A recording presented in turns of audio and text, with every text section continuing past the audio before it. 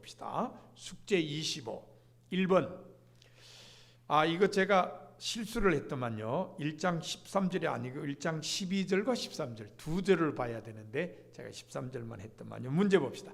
다니엘이 자기의 친구들을 감독하는 사람에게 요청한 것은 무엇입니까? 뭘 요청했죠?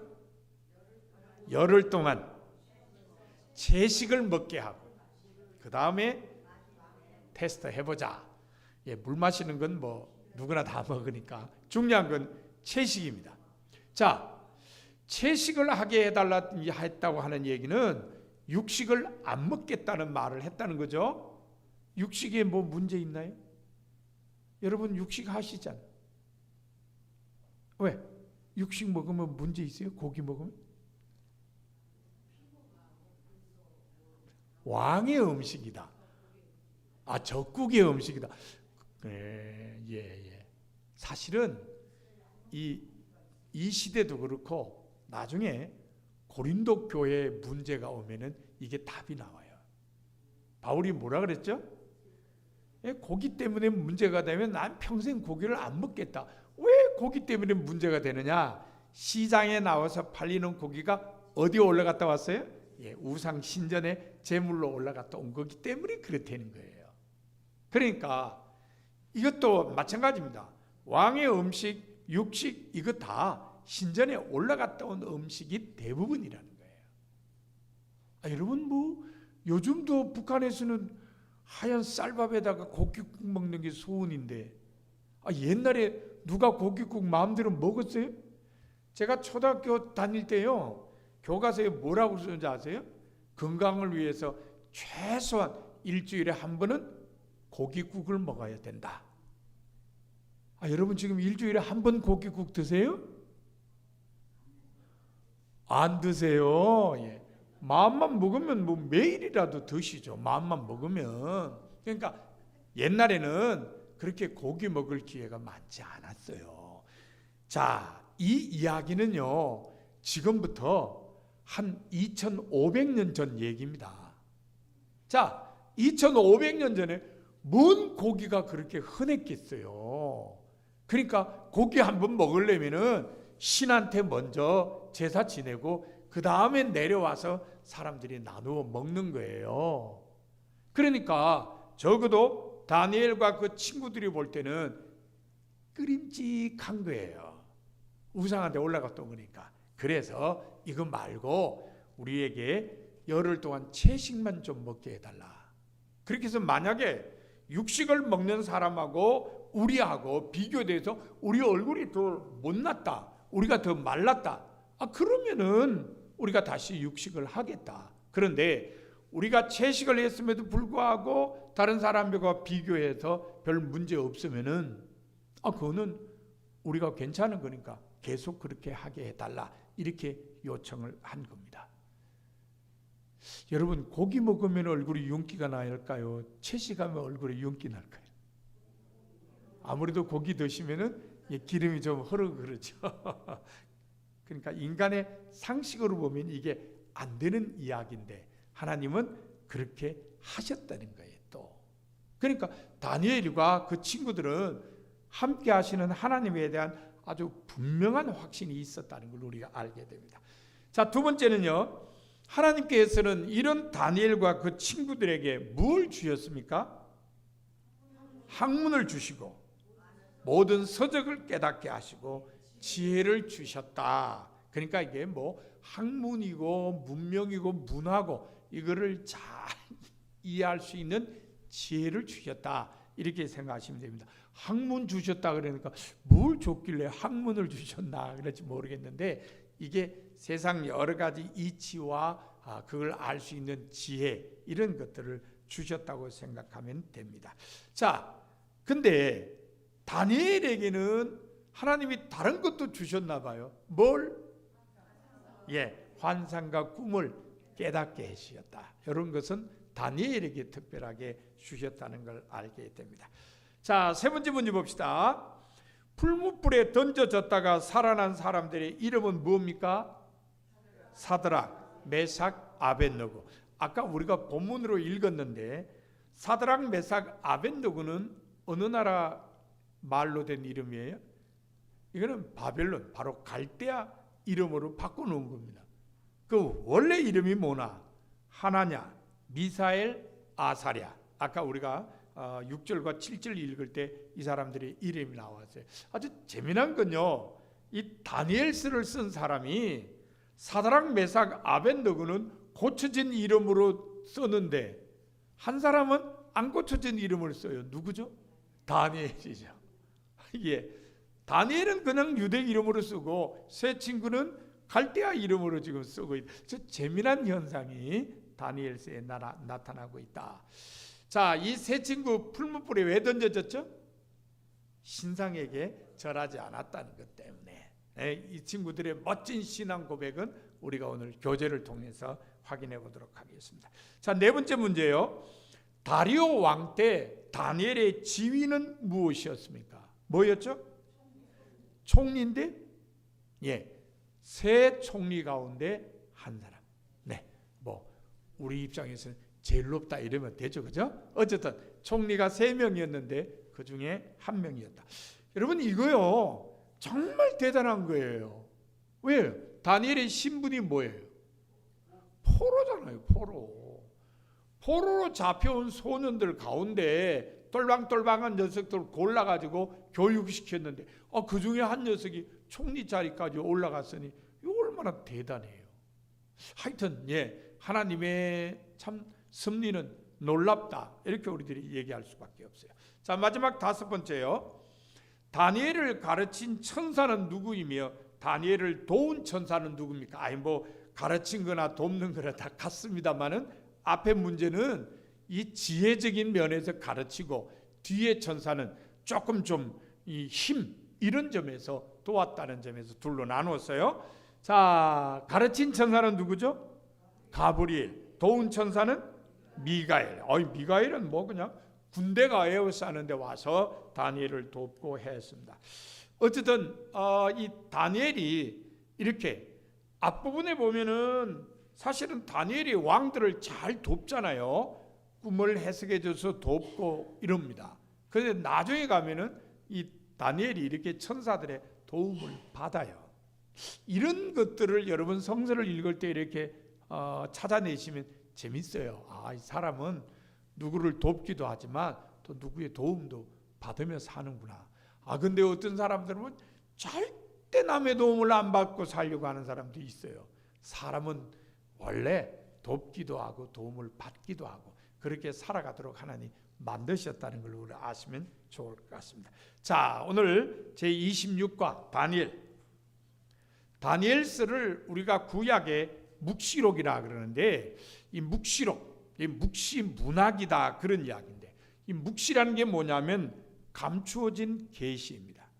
그러니까 역사와 우주에 대한 비밀 이게 감추어져 있는데 그걸 은밀하게 해설을 하는 게 바로 이 묵시다, 이렇게 생각하시면 됩니다. 그래서 다니엘서 그러면 우리는 뭐 다니엘이 사자굴에 들어가고 친구들이 풀무에 들어가고 뭐 이 얘기만 자꾸 생각하는데 사실은 다니엘 뒤편에 가면은 계속 환상에 대한 이야기가 나오죠.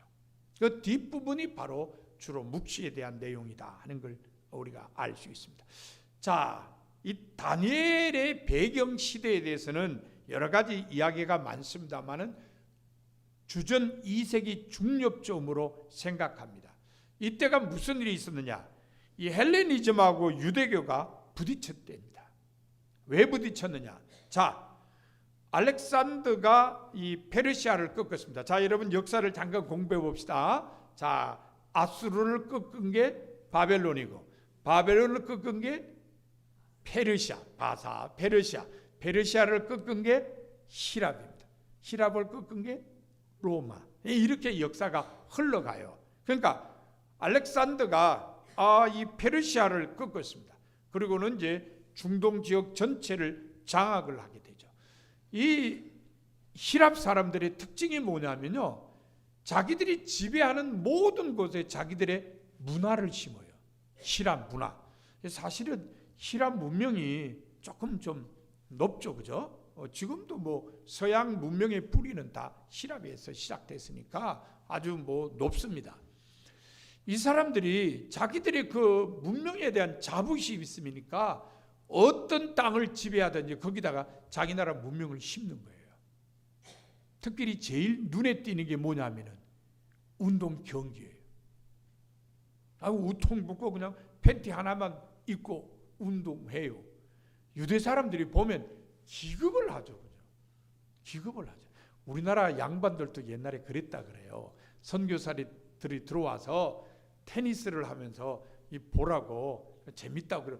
구경을 하러 앉혔더니 아니 그걸 왜 힘들게 당신이 해. 하인들 시키면 되지. 그랬대. 어쨌든 유대인들은 옷 벗고 이런 거 아주 싫어합니다. 근데 힐한 문하고 옷 벗고 운동하고 이러니까 거절을 해요. 그러니까 지배자들은 기분 나쁘니까 박해를 하는 거예요. 더군다나 유대인들이 안 먹는 고기 중에 대표적인 게 뭐죠? 돼지고기죠. 시랍 사람들이 볼 때는 이상한 거예요. 이 맛있는 걸 왜 안 먹냐? 이래서 자꾸 충돌이 일어나게 되는 겁니다. 충돌이 일어나니까 결국 약소 민족은 박해를 받게 되죠. 그죠? 지배자들이 해. 근데 안 하면은 그냥 박해를 하는 거예요. 그래서 유대 사람들이 어려움을 많이 당했어요. 다니엘서의 배경은 바로 그 무렵이에요. 물론 앞부분에는 옛날 이야기, 느부갓네살이나 뭐 이런 때 얘기도 쓰지만 진짜 그 배경은 그건 옛날 이야기고 진짜 그 배경이 되는 것은 헬레니즘과 유대교가 갈등을 겪고 있을 때다. 이렇게 생각하시면 됩니다. 다니엘 1장에 보면요. 느부갓네살에 대한 이야기가 시작돼요. 1장 1절에 보면은 느부갓네살 이름이 나와요. 그런데 1장 21절에 보면 고레스 왕에 대한 이야기가 나와요. 고레스는 어느 나라 왕이에요? 페르시아 왕이죠. 그러니까 1장 1절에서 21절밖에 안 왔는데 나라가 바뀌었어요. 바벨론에서 페르시아로. 바벨론의 왕이 얼마나 많은데 한 장에 그냥 다 지나가 버리는 거예요. 이게 바로 다니엘서다 하는 겁니다. 사실은 이 느부갓네살 왕은 유다 자손이 섬기던 이방 왕을 대표하는 인물이라고 할 수 있습니다. 그 다음엔 뭐 벨사살, 다리오, 고레스 이런 왕들이 많이 거론이 되는데 느부갓네살만큼 유대인들하고 직접적인 연관은 없었습니다. 그리고 성서학자들은 여기 나오는 왕이 실제 역사상에 있는 왕입니다마는 다니엘서에 들어왔을 때는 실제 그 사람에 대한 행적이라기보다는 이름을 빌려왔다. 그러니까 차명이다. 이렇게 해석하는 학자들도 있습니다. 그건 뭐 제가 볼 땐 크게 중요한 건 아닙니다. 왜냐하면 유대 나라 왕들이 아니고 다른 나라 왕들이니까 크게 중요하진 않다고 넘어가시면 됩니다. 자, 다니엘서를 읽어보면 다니엘은 뭘로 나오냐? 사실은 예언자로 안 나오고 현자로 나옵니다. 현자. 예언자라기보다는 현자로 나오고 있습니다. 우리는 물론 다니엘서를 예언서로 구분합니다만은 이 다니엘이 예언자가 아니고 현자라는 것 때문에 히브리 성경에서 다니엘서는 성문서입니다. 성문서에 들어가 있어요. 그러니까 시편, 잠언 이런 것처럼 전도서 이런 것처럼 그쪽 성문서에 넣고 있습니다. 그것은 바로 다니엘이 예언자가 아니라 현자이기 때문이라는 겁니다. 이 다니엘서를 둘로 나누는데요. 1장부터 6장까지는 다니엘에 대한 이야기, 다니엘이 끌려가서 어떻게 생활하다가 총리가 되고 이런 쭉 이야기가 나오고 7장부터 12절은 다니엘의 꿈 환상 이 이야기가 주로 나오고 있습니다. 자, 앞부분에서 다니엘은 뭐 하던 사람이냐? 이방 왕을 섬기는 관리입니다. 이때 나타나는 게 현자의 모습으로 나타난다는 겁니다. 꿈을 해석해 준다든지 이런 거를 통해서 왕을 돕는 거예요. 그건 그 당시에 현자라고 그랬다는 겁니다. 자, 어쨌든 앞부분에는 다니엘이 계속 왕의 꿈을 해석해 주고 이랬는데 뒷부분에 가면은 다니엘이 직접 꿈을 꿉니다. 그리고 환상을 봅니다. 그러면 다니엘이 꾸는 꿈과 보는 환상이 어떤 내용으로 되어 있느냐? 그거는 바로 이방인의 통치가 언젠가는 끝난다. 그 얘기하고 있어요. 여기서 이제 다니엘서의 배경이 나오는 거예요. 이방인의 통치가 한때, 두때, 반때 지나면 끝난다. 끝이 있다는 거죠. 영원히 가지 않는다. 끝이 있다. 그 말씀이 왜 필요했느냐? 지금 유대인들이 이방 사람들의 억압을 받고 있기 때문이라는 겁니다. 여러분, 우리나라가요, 일제 강점기를 지날 때에 몇몇 지식인들이요, 친일 행각을 했습니다. 미안한 얘기입니다만 우리 감리교인으로서 민족 지도자였던 윤치호 선생도 나중에는 친일 행각을 하게 됩니다. 참 안타까워요. 제가 종교교회 부목사로 있었잖아요. 자웅 윤치호 씨가 종교교회 교인이었어요. 상당히 중요한 리더였거든요. 근데 이 사람이 초기는 아니었는데 나중에 가면은 친일 행각을 해요. 왜 그러냐? 뭐 주는 이광수도 마찬가지고요. 나중에 친일 행각을 해요. 죄송합니다. 뭐 이화여대하고 관련된 분도 다 나중에 친일 행각을 해요. 뭐 이화여대 역사에는 안 나와 있겠습니다만 김한란 박사도 친일 행각을 다 해요. 왜 그랬을까요? 왜 친일 행각을 했을까요? 예? 그렇죠. 바로 그 점입니다. 일본이 너무 강하고 우리는 너무 약하니까 조선 독립은 없다. 계속 일본의 통치로 갈 수밖에 없다. 그러니 무슨 독립이란 말을 뭘 쓰냐. 그냥 일본하고 하나 돼서 사는 게 낫지. 이런 겁니다. 자, 히랍이 유대를 통치할 때도 마찬가지입니다. 어떤 사람들은 히랍이 너무 세계적인 강대국이니까 우리가 저항을 해봐야 소용없다. 그냥 좋은 게 좋으니까 같이 휩쓸려 살자. 그래가지고 율법을 개혁을 하자는 사람들도 많았어요. 율법 개혁해서 뭐 하게요? 이방인 비슷하게 살자는 거예요. 그런 사람도 있었어요. 하지만 그런 사람들도 있었지만 끝까지 그냥 조선은 독립한다. 이걸 부르짖는 사람들도 많죠. 마찬가지였어요. 이 히랍이 유대를 지배할 때도 하나님은 분명히 우리에게 독립을 주신다. 그래서 목숨 내놓고 독립운동한 사람들 많았어요. 대표적인 인물이 이제 마카비라는 사람이거든요. 결국 이 마카비라는 사람이 독립을 쟁취했어요. 전해지는 바에 의하면 이 마카비라는 사람은 게릴라전의 귀재라 그래요. 그래서 낮에는 저 산속에 들어가서 병사들하고 다 잠자다가 밤만 되면 그냥 와가지고 막 그 히랍 군인들의 막사를 습격하는 거예요. 그럼 나중에 견디다 못해가지고 히랍 군인들이 철수를 해버렸어요. 진짜 견디다 못해가지고 밤만 되면 와서 불질르고 뭐 사람 죽이고 뭐 물건 뺏어가고 이러니까 나중에는 우리 도저히 못 있겠다고 스스로 철수를 해버릴 정도였습니다. 자, 어쨌든 바로 그런 상황. 어떤 사람들은 우리 독립 못해. 그냥 이대로 살자. 어떤 사람은 아니야. 하나님께서 독립 주실 거야. 외치자. 싸우자. 바로 그런 때입니다. 그러니까 하나님께서 다니엘의 꿈을 통해서 이 이방인의 통치는 끝이 난다. 아직은 아니야. 아직은 아닌데 반드시 끝이 있다. 이거를 가르쳐 주셨습니다.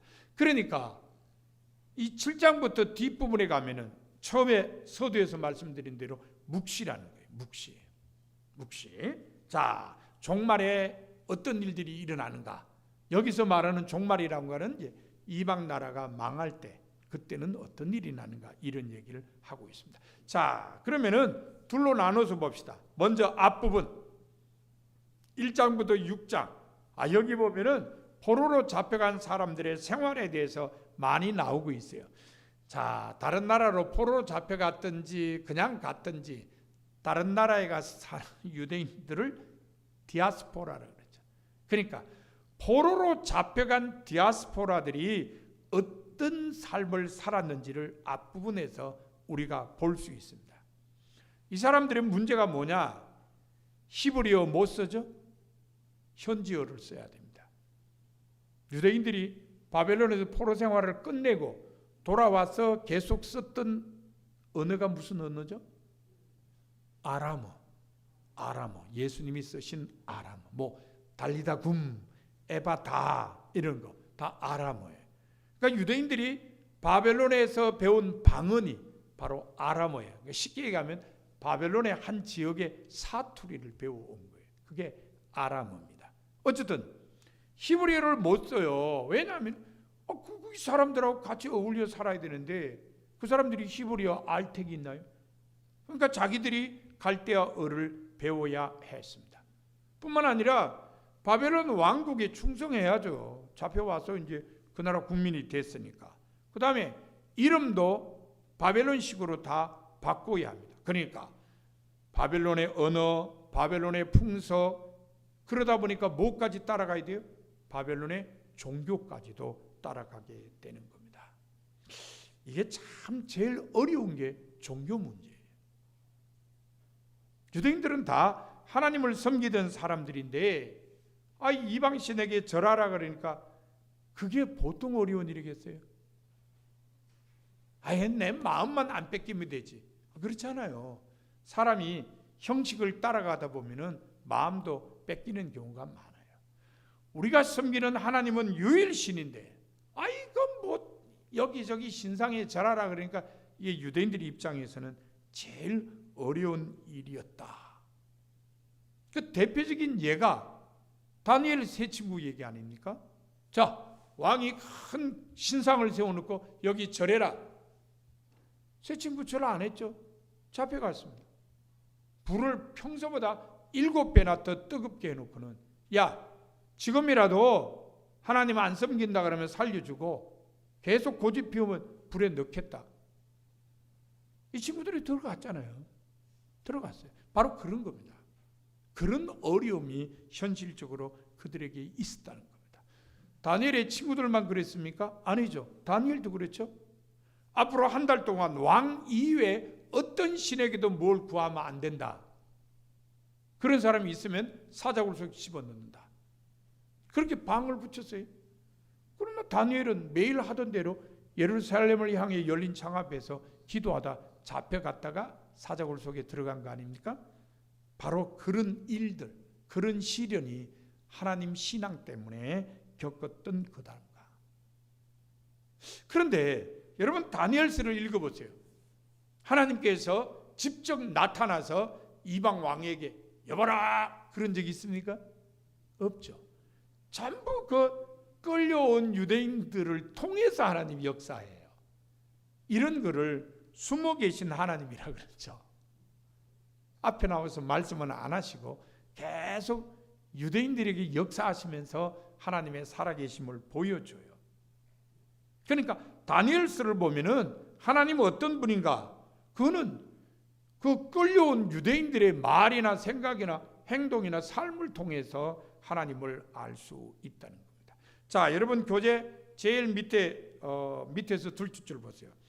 이 풀무불에 들어가면서 세 친구가 이런 말을 합니다. 왕이여, 우리가 섬기는 하나님이 계시면 우리를 맹렬히 타는 풀무불 가운데서 능히 건져내시겠고 왕의 손에서도 건져내시리이다. 그렇죠. 우리가 저기 들어갑니다. 근데 우리가 살아나면은 하나님 우리와 함께 계시는 겁니다. 분명히 그랬어요. 그러고 다음에 하는 말이 하나님이 그렇게 하지 아니하실지라도 왕이여, 우리가 왕의 신들을 섬기도 않고 왕이 세우신 금신상에게 절하지도 아니할 줄을 아옵소서. 자, 그리고는 들어갔어요. 안 죽었어요. 보니까 3명을 넣었는데 4시 왔다 갔다 해. 끄집어내라. 끄집어내니까 또 3시야. 결국은 느부갓네살이 하나님을 인정한다는 겁니다. 하나님이 뭐 한 말씀 하셨나요? 아무것도 안 하셨잖아요. 다만 하나님은 그 다니엘의 세 친구를 통해서 역사하셨어요. 보이진 않아요. 숨어서 역사하시죠. 다니엘서에는 하나님이 그렇게 역사하시는 걸로 나오고 있다는 겁니다. 그 다음에 이제 계속되는 내용들을 보면은 다니엘이 느부갓네살 왕의 꿈 해석해주고, 그리고 느부갓네살이 앞으로 어떤 종말을 맞게 되는지를 알려주고, 그 다음에 벨사살 왕궁에 손가락에 나타나서 글씨가 쓰여져 있죠. 메네 데길 우바르신. 야, 뭐 네 죄 봤더니 너 끝났다 이거예요. 그냥 왕에게 당신의 시대가 끝났습니다. 이걸 그냥 막 얘기를 하는 거예요. 이게 다니엘의 활동입니다. 근데 이 다니엘의 활동 속에서 우리가 놓치지 말아야 될 게, 유대인들로서 포로로 잡혀온 그 사람들의 삶 속에 누가 역사해요? 하나님이 역사하신다는 겁니다. 그러니까 하나님께서 역사의 흐름에 함께 하시면서 좌우하신다. 그러니까 하나님이 정해 놓으신 대로 세계사가 흘러가고 있다는 걸 우리들이 알게 됩니다. 특별히 여러분 의미 있는 거는요, 이 다니엘이 계속 종말을 가르쳐요. 근데 누구한테 가르치죠? 바벨론의 왕들에게 가르쳐요. 이게 중요해요. 사실은 왕들 그러면 절대 권력자 아닙니까? 근데 그 사람들한테 종말을 얘기해요. 대단해요. 세계를 지배하고 있는 사람들한테, 당신네들한테 종말이 온다. 하나님이 그걸 말씀하신다. 얼마나 대단해. 자, 이렇게 해서 다니엘서 전반부가 끝납니다. 그 다음에 다니엘서 7장부터 12장 이 후반부는 계속 다니엘의 환상과 꿈이 나와요. 이 환상과 꿈, 그 배경이 바로 유대인들이 박해를 당하고 있던 때였다는 겁니다. 그러니까 이 꿈이나 환상 속에서 뭐가 나타나느냐, 이 고난이 언제 끝날는지 그게 나타나요. 그러면은 고난이 끝날 때까지 유다 자손들은 어떻게 살아야 되느냐, 이게 나타납니다. 그래서 환상을 보면은 7장에 4마리 괴물 환상이 나타나고, 8장에는 숫왕과 숫염소 환상이 나타나고, 10장에 보면은 바사의 군주와 헬라의 군주가 싸우는 환상이 나타나고, 11장에 보면은 남방왕과 북방왕이 대결하는 환상이 나타납니다. 그러니까 이 뒷부분에 보면은 앞에는 왕들이 답답해할 때 다니엘이 답을 다 가르쳐 줬는데, 뒷부분엔 다니엘이 오히려 이런 환상을 보면서 답답하고 뭔 의미인지를 몰라 할 때에 천사가 가르쳐 준다는 겁니다. 천사 가브리엘이 다 가르치고, 나중에 어려움 당할 때 또 미가엘이 등장해서 도와주고, 이런 일들이 나타나요. 다니엘에게 천사들이 가르쳐 준다는 것은 다니엘서는 그렇게 기록되어 있지만, 실제로 누구한테 이걸 가르쳐 주는 거죠? 어려움 당하고 있는 유다 사람들에게. 예, 다니엘서 안에는 다니엘에게 가르쳐 줘요. 그런데 실질적인 것은 어려움 당하는 유다 자손들에게 힘내라, 종말이 온다. 그렇죠?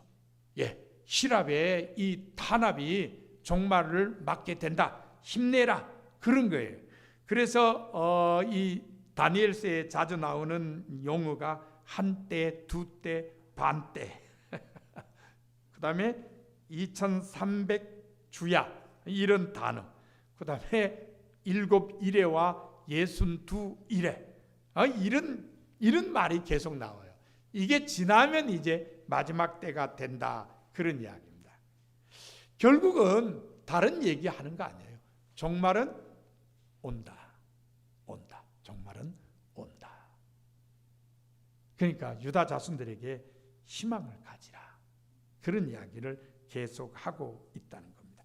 특별히 여러분 175쪽 중간에 보세요. 70이레와 62이레는 지나갔다.